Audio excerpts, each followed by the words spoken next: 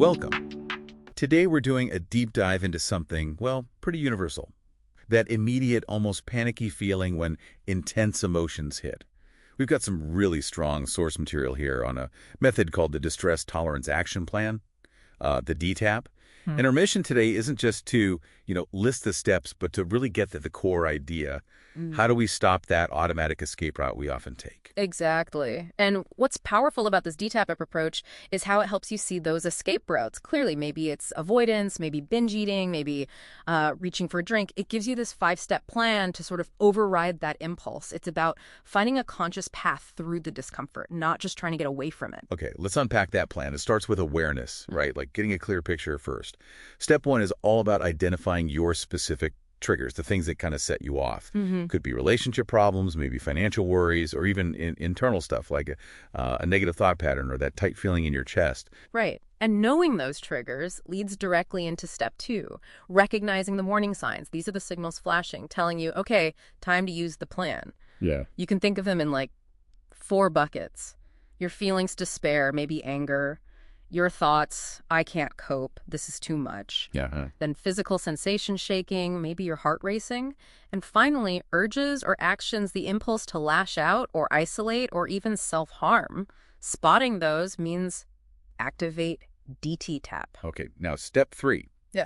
This feels like the really tough part for a lot of people.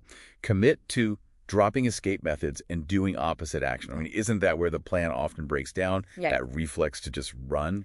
It is tough, definitely. And the sources emphasize it has to be a very conscious choice. You're literally interrupting an old habit. So instead of automatically thinking, I need a drink, you deliberately say, maybe out loud, maybe just to yourself, I will stay with this feeling right now. I won't pour that drink.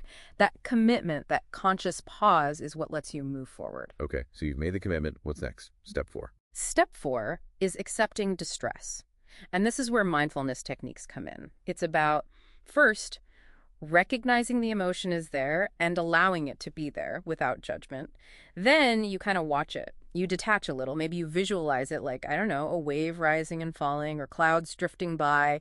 You observe it, you describe it, but you don't get swept away by it.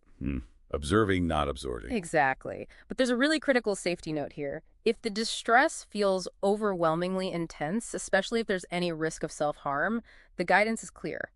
Skip the acceptance part for now. Go straight to improving the situation. Right, safety first. And that leads us to step 5, improving distress. So this is about actively doing things to feel better. Yes, but in a constructive way. The sources mention 2 types of activities. Active ones, like going for a walk, maybe cleaning something vigorously, or soothing activities, taking a warm shower, listening to calming music, maybe singing.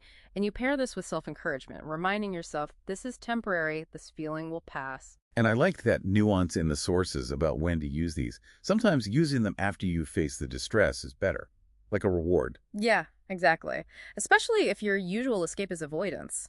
Sitting with the feeling first, then soothing, reinforces that you can handle it. It avoids just replacing one escape with another. Okay, so that's the DTAP itself, the kind of emergency toolkit. But how do we build that underlying tolerance long term? Great question. That's where a more proactive technique comes in. Distress exposure.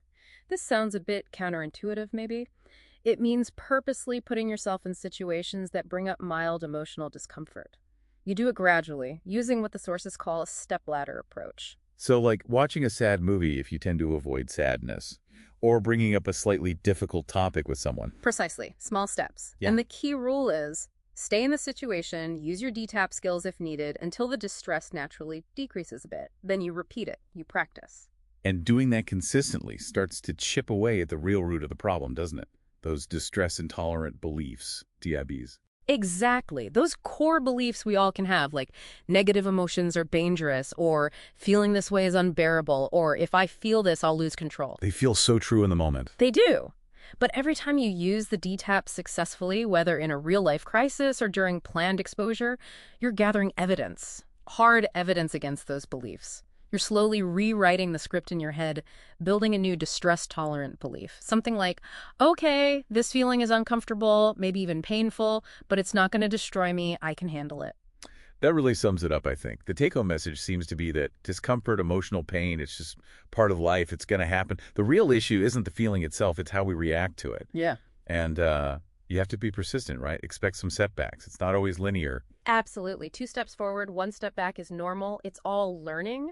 And maybe a final thought for you, the listener, to take away. If you catch yourself thinking, I just can't stand feeling this way, how could you use this idea of distress exposure? Start really small. Maybe just one slightly uncomfortable situation this week. How could you use that experience to directly challenge that I can't stand it belief, to gather your own proof? Because the goal isn't just tolerance ultimately, it's building genuine emotional resilience, getting to a place where you can confidently say, yeah, this is tough, but I can stand it.